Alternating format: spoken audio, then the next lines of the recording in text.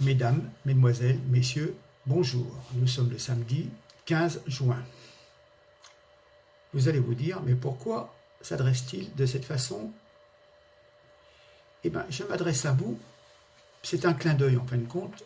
Nous allons fêter l'anniversaire des 70 ans du journal télévisé, qui au départ était, comment dire, un journal d'information, une vue qui s'ouvrait sur la France et sur le monde. Maintenant, bien entendu, c'est devenu un institut de désinformation totale de la vérité. Cela sert surtout à passer les fake news de nos gouvernants. Bien, alors j'ai appris là en coup de vent, ah oui, le retour des comptes sociaux dans le rouge. On a trop donné aux gilets jaunes et du coup cela déséquilibre les comptes de l'État. Donc ces comptes sont plombés par la faramineuse hausse du pouvoir d'achat. Bien, toutes ces atteintes aux libertés depuis novembre 2018. C'est vraiment stupéfiant et cela peut être dégoûter certaines personnes d'aller voter. Mais en fin de compte, nous allons avoir droit à la réforme de la fonction publique, l'augmentation du coût de l'énergie, ça commence avec l'EDF, le choix d'une Europe plutôt allemande. Alors, ça me fait penser à une pub pour un rasoir, vous voyez, 5 lames, ou 6 lames même maintenant, le multilame Macron. Alors déjà, on n'a plus d'argent le 15 du mois, 80 km/h et beaucoup plus de radars. Deuxième couche, plus de services publics, les hôpitaux ferment, les bureaux de poste, les centres d'impôts. Troisième couche, augmentation du prix des carburants et des taxes qui sont assujettis là-dessus. Impeccable. Augmentation de l'âge de la retraite, enfin, recul de l'âge de la retraite. Et voilà. Donc en fin de compte, le rasoir multilame de Macron, c'est le rasoir d'austérité. Faut-il encore que les gens n'aient plus rien, vraiment plus rien, pour qu'ils réagissent? À quand une vraie révolution en fin de compte?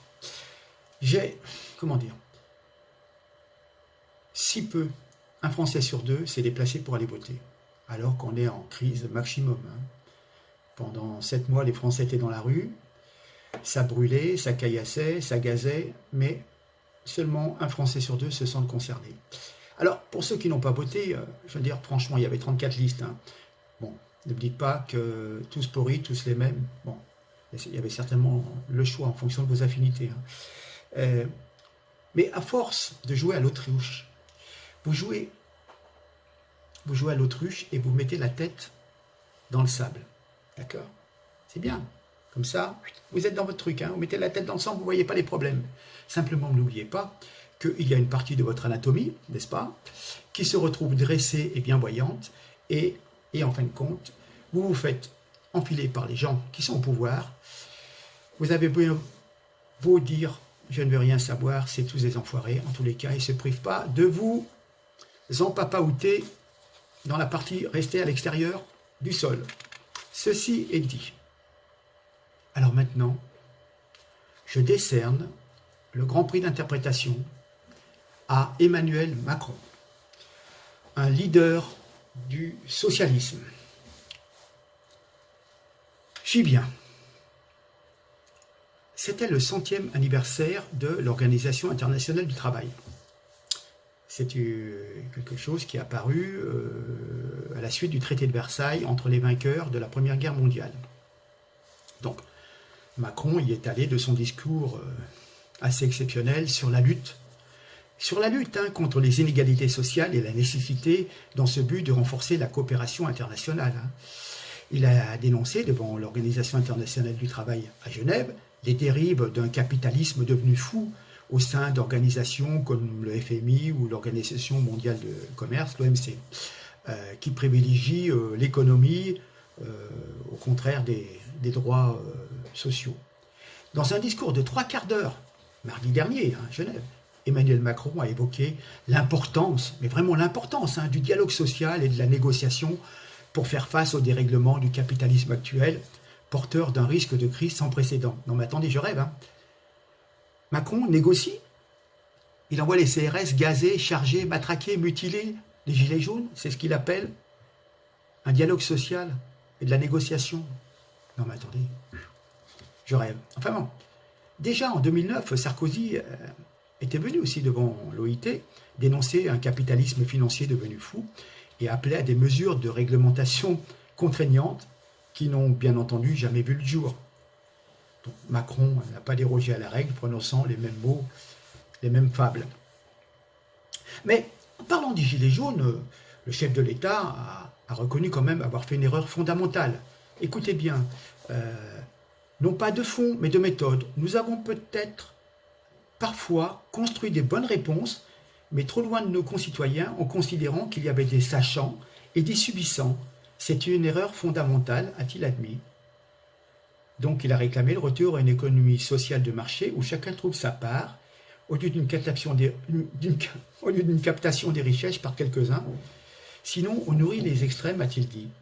Bon, en matière de captation des richesses, les amis de Macron en connaissent un morceau. Quand on voit que certains milliardaires ont doublé leur fortune en 5 ou 6 ans, d'accord. Quand même, ces déclarations hypocrites ne suffiront pas à effacer dans l'esprit des travailleurs, de vous qui me regardez, l'aggravation de leur sort liée aux mesures du gouvernement Macron, ni l'ampleur des cadeaux offerts aux plus riches pour leur permettre d'accroître leur fortune sur notre dos. L'erreur fondamentale, c'est d'avoir voté pour Macron et les gens qui se présentent de son parti. Encore une erreur qui s'est reproduite il y a 2 semaines. Bon. Vous remarquerez que Macron continue de faire une espèce de mea culpa philosophique. En fin de compte, il revient sur ces mots, mais rien ne change. Il y a toujours les sachants, les subissants. Il faut remettre l'homme au cœur du projet politique. Macron reconnaît qu'on a traversé une crise, mais c'est de notre faute. Nous n'avons pas, on n'a pas compris. Parce qu'eux, ils avaient les bonnes réponses. Mais nous, les subissants, étions un peu cons. Nous n'avons pas compris que les sachants, ce que les sachants voulaient pour nous, hein, que des bonnes choses. En fin de compte, Macron n'a pas changé de cap. Il a un petit peu changé de vocabulaire, il manie des mots, il nous dit, comme Gilles Legendre d'ailleurs, rappelez-vous ce député, il y a quelques mois, il nous disait qu'ils étaient trop intelligents et subtils pour que nous, le bas peuple, on les comprenne. Ils ont construit de bonnes réponses, mais trop loin de nous. Nous qui sommes les concitoyens d'en bas. Toujours cette même condescendance. Et puis en plus, c'est quelque part, c'est toujours Macron qui donne des leçons au reste du monde. Alors il doit bien rigoler là-bas, ceux qui sont à l'Assemblée.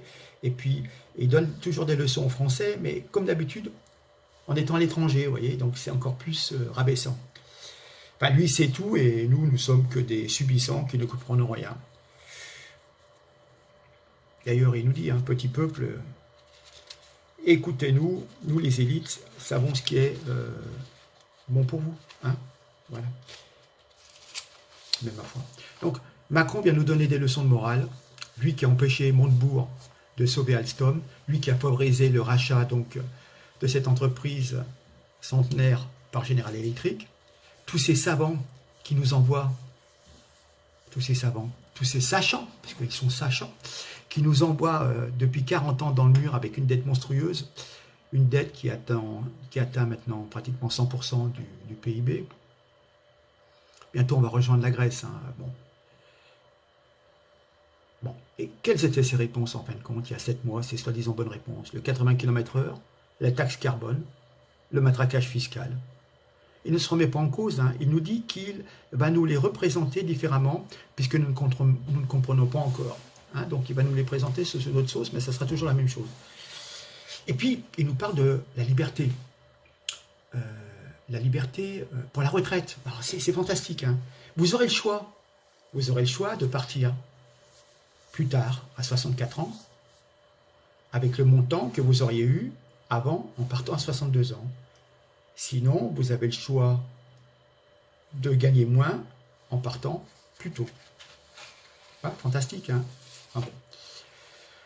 En fin de compte, Macron est en train d'ouvrir trois fronts, hein, trois projets antisociaux. Dans son viseur, il y a les retraités, les chômeurs et les bénéficiaires des aides sociales. Donc il veut remettre en chantier les réformes économiques et sociales qu'il avait prévu de faire. Mais bon, il a été un peu gêné dans le déroulement par les Gilets jaunes. Donc, effectivement, après la baisse de la fiscalité pour les plus fortunés, hein, ses copains qui ont financé sa campagne, après le démantèlement du droit du travail, ce sont donc les retraités, les chômeurs, les bénéficiaires des aides sociales qui sont dans le collimateur du président. Vous savez, ces gens qui ne sont rien, qui coûtent un pognon de dingue, il faut que cela cesse. Donc, les retraités. La transformation des régimes de retraite en un système par points aura plusieurs conséquences. Sous une certaine apparence d'équité, le slogan « 1 euro cotisé » donnera les mêmes droits pour tous. Mais en fin de compte, vous aurez droit à une pension plus faible pour les carrières courtes ou interrompues par le chômage, les maternités, le congé parental. Donc, comme je le disais, sous couvert de liberté, le système de décote qui se profile entre 62 et 64 ans donnera le choix aux petits retraités de prendre leur retraite avec une pension encore plus faible ou de travailler plus longtemps, à supposer que leur patron veuille bien les garder, ce qui est loin d'être le cas pour tout le monde. Et puis, en fin de compte, il va plafonner le montant de la totalité des retraites, le montant global des pensions, à 14% du PIB, du produit intérieur brut. Et donc, en fin de compte, la population vieillit, donc on produit moins. Donc, du coup, le montant global va aussi descendre, puisque le PIB descendra. Le deuxième front de Macron, c'est les chômeurs. Il est entendu que vous avez des tas d'oisifs qui ne cherchent pas à retrouver un travail, il faut donc les inciter. En parenthèse, il faut les forcer à accepter n'importe quelle offre d'emploi. La chasse aux chômeurs est donc ouverte à Pôle emploi. Les effectifs chargés de contrôler les demandeurs d'emploi vont passer de 200 en 2017 à 1000 en 2020. Depuis la parution d'un décret le 31 décembre, comme par hasard, hein, pendant que vous êtes en train de fêter la nouvelle année, les sanctions en cas de recherche d'emploi pas assez actives sont plus rapides et plus importantes. Il faudra donc allonger également, là il y a un piège, la durée du travail nécessaire pour qu'un salarié puisse bénéficier de l'assurance chômage. Donc si vous bossez que 3 mois, vous êtes de nouveau en chômage, voilou, vous avez droit à rien. Donc cette mesure fera baisser par plusieurs centaines de milliers le nombre de chômeurs indemnisés et touchera les salariés les plus précaires, celles et ceux qui font des petits boulots, qui ont des contrats courts entrecoupés de périodes d'inactivité. Et donc, comme ça, on les obligera à accepter une offre d'emploi à n'importe quelle condition. Et puis, en fin de compte, on vous sortira des statistiques d'ici 1 an en disant, vous voyez, grâce à notre président tout-puissant Macron, les chiffres du chômage ont baissé, évidemment, parce qu'on les aura virés des statistiques, ou on les aura forcés à reprendre un emploi complètement bidon. Ça, c'était le deuxième point. Le troisième front de cette guerre, ce sont les bénéficiaires de minima sociaux qui, selon le président de la République, déconnent et se complaisent dans l'assistanat. Le projet du gouvernement est de fusionner les minima sociaux en un revenu universel d'activité, mais conditionné à l'engagement à chercher un emploi, et les bénéficiaires ne pourront plus refuser plus de 2 offres raisonnables d'emploi. Alors, qui va déterminer ce qui est raisonnable, hein, à 30, 40, 50 km de chez vous, pour aller faire 2 heures. Hein. Enfin bon. En attendant de retrouver un emploi, les bénéficiaires devront exercer une activité de bénévolat pour continuer de bénéficier de l'allocation. Donc, en fin de compte, ça sera une espèce d'armée de réserve, rémunérée beaucoup moins que le SMIC et gratuite pour les entreprises, pour mettre les smicards qui ont un travail, ça va les mettre sous pression, parce qu'on va faire rentrer des gens qui seront, qui seront obligés d'aller faire un travail d'appoint. Donc voilà.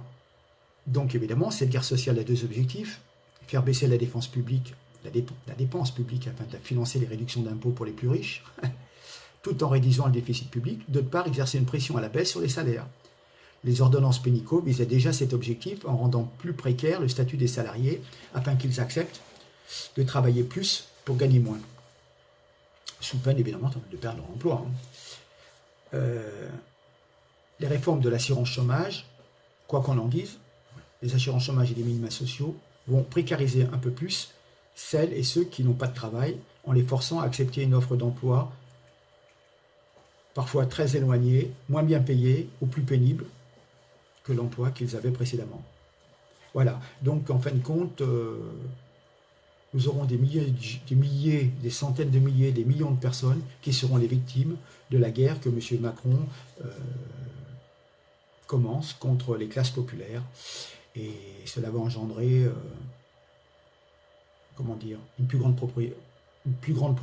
pauvreté, voire même une plus grande misère encore.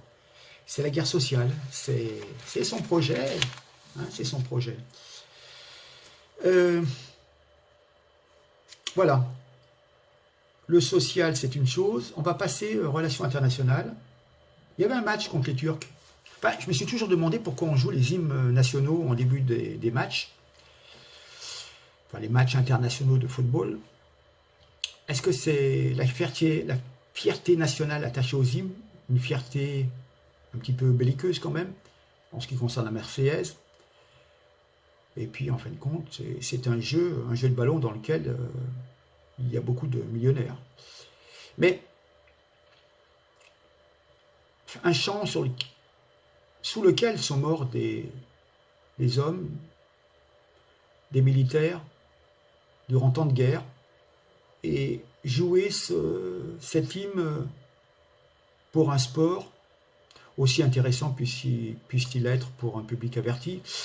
Bon, en fin de compte, je m'aperçois que dans nos contrées européennes, on opère un changement de valeur. On remplace, si vous voulez, l'amour de la nation par l'amour de l'équipe nationale. Et puis en plus, c'est un excellent dérivatif. Pendant ce temps, vous ne pensez pas aux vrais problèmes. Hein. On se passionne pour les Coupes du Monde, les exploits sportifs, et ce qui fait qu'on parle un peu moins des problèmes de la corruption, de l'évasion fiscale et tout un tas de choses. Mais quand même, l'hymne national, c'est aussi le symbole politique d'une nation. Hein, mais bon. Alors, lorsque le public turc siffle l'hymne national français, cet hymne était joué en Turquie, ce public fait un acte politique. Il provoque, il nous défie, c'est un affrontement politique. Bien entendu, nos bisounours, nos hommes d'État, sont bien évidemment incapables d'y répondre. Quelle honte quand même de voir le public turc, comme un seul homme, siffler la Marseillaise lors d'un match de foot Turquie-France. Ces personnes oublient qu'il y a des centaines et des centaines de milliers de Turcs qui vivent et travaillent en France, qui quelque part touchent des indemnités sociales de la part de l'État français, parce que ce sont des familles nombreuses, ils touchent de l'argent car ils ont un emploi, en fin de compte ils mangent grâce à la France, parce que leur pays n'a pas su leur donner un emploi, et ils sont partis à l'étranger pour travailler, dans une grosse partie des cas, et pour vivre des subventions des généreux donateurs allemands et français qui les entretiennent avec toute la multitude de leurs enfants. Donc à un moment, il faudrait quand même avoir un petit peu la reconnaissance du ventre. Hein. Quand une partie de ses concitoyens vit dans un pays, la moindre des choses, c'est de ne pas siffler ce pays. On n'a jamais rien fait contre les Turcs. Ah si. On a soutenu qu'il y avait un génocide arménien. Et ça leur a jamais fait plaisir. Enfin bon, c'est révélateur de la haine de notre identité française qui anime donc une partie de ce pays. Ce pays qui voudrait adhérer à l'Europe. Hein. Et à ce pays, on donne des millions d'euros pour une mise à niveau avant l'intégration dans l'Union européenne, puisqu'on a encore voté, je vous rappelle, au mois de février, des subventions pour les pays du Sud, notamment la Turquie. Donc, faire venir ces gens, c'est un joyeux vivre ensemble qui se prépare.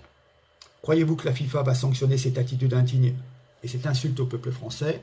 Que nenni, que dalle. Enfin, moi, en tant que joueur français, je me pose la question, devant cette déclaration de haine à la France, il fallait peut-être ne pas jouer et sortir du terrain, car c'est quand même une offense. Voilà, bien, ça c'est on a parlé du sport. On va parler de la situation politique. J'ai été très très surpris, enfin bon, franchement, est-ce que je vous parle des lèche-bottes? Allez, je vais vous parler des lèche-bottes. Allez, la situation politique est dominée maintenant par l'affrontement entre le parti soi-disant progressiste d'Emmanuel Macron et son opposé, le parti populiste de Marine Le Pen. Donc, tout est apparemment figé et deux France se font face. C'est un clivage sociologique, c'est-à-dire ce sont les gens des métropoles et puis le périphérique. Et donc, il y a plusieurs, binômes antagonistes. C'est-à-dire, vous avez les établis, ceux qui ont de la monnaie, contre les gens qui sont précarisés.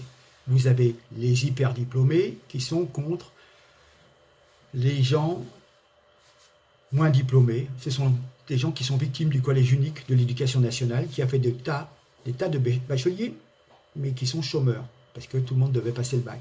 Au lieu d'avoir un bon métier, plombier, menuisier, électricien, quelque chose, voilà, on les a mis au bac, et puis après le bac, walou, que dalle. Bon, on a aussi les cadres des multinationales, ce sont des gens qui sont des nomades de la mondialisation, ils courent à droite, ils courent à gauche, bon, c'est... L'anglais est devenu presque la première langue, eux, il n'y a pas de problème, et puis ils sont en face, on a des sédentaires dans les petites villes, dans les campagnes, des gens qui sont attachés à leur terroir et qui n'ont jamais bougé de leur vie. Et puis, en fin de compte, on a aussi une distinction entre des gens plus âgés, qui ont des moyens, qui ont fait des bonnes carrières, contre des jeunes qui sont en recherche d'emploi et qui, en fin de compte, vivent chez leurs parents parce qu'ils ne peuvent assurer de payer un loyer. Dans le temps, il y avait un grand groupe central, des Giscardiens, sauce UMP. Et chaque année, ils s'étiolent. Et la crise des Gilets jaunes nous a signifié l'accélération de ce phénomène. Et je vais vous faire une révélation, ça vous paraît bizarre, mais Macron, c'est le dernier des Giscardiens, et il a quand même pas hésité à réprimer cette révolte des Gilets jaunes qui lui paraissait mettre en danger de manière décisive le pouvoir qu'il avait établi. Et d'ailleurs, en fin de compte, il a créé lui-même, il a entretenu lui-même le désordre avec la complicité des Black Blocs de l'extrême gauche, qui sont les idiots utiles de la superclasse mondialisée, qui sont les idiots utiles du pouvoir. Mais j'en reviens à... Vous allez comprendre. J'en reviens à Giscard, à la place de la France dans le monde. Giscard nous avait expliqué il y a des années que la France pèserait de moins en moins dans le monde et qu'il faudrait s'y adapter. Et là, c'est la source de tous les mensonges contemporains. Combien de fois avons-nous entendu répéter que la France était devenue trop petite dans un monde toujours plus compétitif? Expliquez-moi alors pourquoi le Danemark et les Pays-Bas se sont mieux adaptés à la nouvelle donne économique que la France, voire même que l'Allemagne. Expliquez-moi les miracles économiques que sont Israël, tout petit, et la Corée du Sud, toute petite aussi. Pourquoi la Finlande est en tête de la plupart des évaluations internationales sur l'éducation? Pourquoi la ville modèle du point de vue de l'organisation et de l'innovation est Singapour? Ils sont tout petits. La France, il faut le retenir, n'est pas qu'une puissance européenne. Nous partageons avec la Grande-Bretagne le fait d'être présents sur tous les continents. Nous parlons une langue dont le poids démographique dans le monde ne va cesser de se renforcer, en particulier grâce à l'Afrique francophone. Historiquement, les grands moments français de l'histoire sont venus lorsque nous savions établir un équilibre entre notre vocation européenne, mais aussi notre vocation mondiale. Nous sommes encore l'une des économies les plus performantes au monde. Nous disposons de l'arme nucléaire. Nous possédons un siège au Conseil de sécurité de l'ONU, pour l'instant, parce que les Allemands veulent nous le prendre. Et le français est l'une des principales langues du monde. Donc, quelque part, nous avons toutes les raisons d'être fiers de notre pays, d'imaginer un avenir radieux. Mais pour cela, il faut quand même mettre un terme à l'utopie immigrationniste, reprendre la maîtrise des frontières de l'Europe. Et l'Europe, et si l'Europe n'avance pas dans la reprise des frontières, il est hors de question que la France puisse se dissoudre dans ce magma de pays sans frontières avec une économie de libre-échange. Il faut se rendre compte, nous devons, si nous ne voulons pas tomber dans le plus bas des niveaux, en fin de compte, il nous faut pratiquement limiter l'immigration, à l'exception de quelques individus très bien formés pour des besoins économiques. Il faut réguler. Nous avons suffisamment de personnes qui sont à la recherche d'un emploi. Ce n'est pas une question de supériorité de race, de racisme. Mais à un moment, à force de faire monter tout le monde dans un bateau, eh ben celui ici est cool. Hein. Bon, il faut déjà s'occuper des gens qui sont en France. Ceux qui s'y plaisent, qui veulent s'y intégrer, il n'y a pas de problème. Sinon, eh ben, ma foi, si c'était mieux dans leur pays, s'il y a des coutumes qui sont plus intéressantes, je comprends tout à fait. Hein. Chacun, quand on a une culture de naissance, c'est difficile de se conformer à une autre culture. Bon, eh ben, écoutez, soit on fait avec la nouvelle, soit si vraiment ça pose un problème, la porte est grande ouverte. Enfin, elle est grande ouverte pour repartir. Hein. Il faut également réguler le libre-échange, parce que quand on vous parle de libre-échange, c'est en ayant chacun le nombre de chances. C'est-à-dire que si on interdit à des agriculteurs français d'utiliser 41 produits phytosanitaires pour traiter les pommes, les poires, les tomates, les cerises, etc. Et qu'en même temps, on laisse venir des produits du Canada qui, eux, utilisent 41 produits défendus et dont les produits arrivent moins chers en France, malgré l'avion. On me disait, je crois, des cerises qui venaient d'Italie, qui, elles, étaient traitées avec un certain produit qui était interdit en France. Comment voulez-vous que l'agriculteur français puisse avoir des rendements si tous les copains ont des avantages, on va dire, chimiques, phytosanitaires pour traiter les produits, et ont le droit de les vendre en France, et en France, c'est interdit. Libre-échange, c'est un combat, mais, comment dire, avec le même nombre de cartes, le même nombre d'atouts, et chacun a des spécificités professionnelles qui fait qu'il arrive à vendre ses produits au niveau qualitatif ou quantitatif.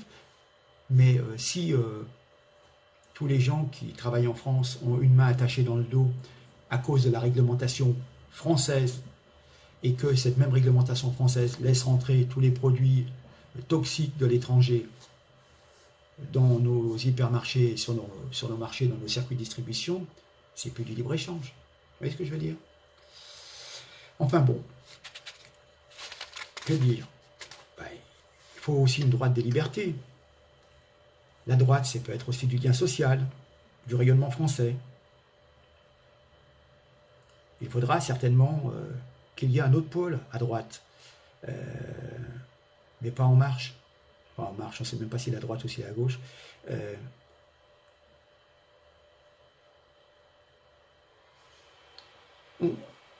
Tout a changé en fin de compte. Vous apercevez que la révolution numérique a donné un énorme avantage à toutes les petites entreprises.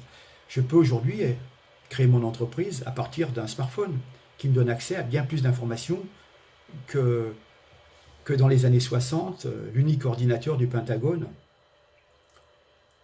Et d'ailleurs, on vous dit trop petit, mais alors pourquoi on vous parle de l'indépendance de la Catalogne ou de l'Écosse? Puisque la France est déjà trop petite par elle-même. Donc je ne comprends pas. Enfin bon, on est quand même dans le monde de la troisième révolution industrielle. Donc, soyons sérieux. Pourquoi la France serait trop petite? Il y aurait besoin de l'Europe et de Bruxelles, gouvernée par des incapables technocrates, voire alcooliques, qui sont eux-mêmes soumis au lobby des multinationales. On en a souvent parlé. Il y a 2 ans, j'avais fait un texte sur ma page Facebook, c'était suite aux résultats des élections législatives. Et en fin de compte, ça résume tout. J'avais sorti ça le 13 juin 2017.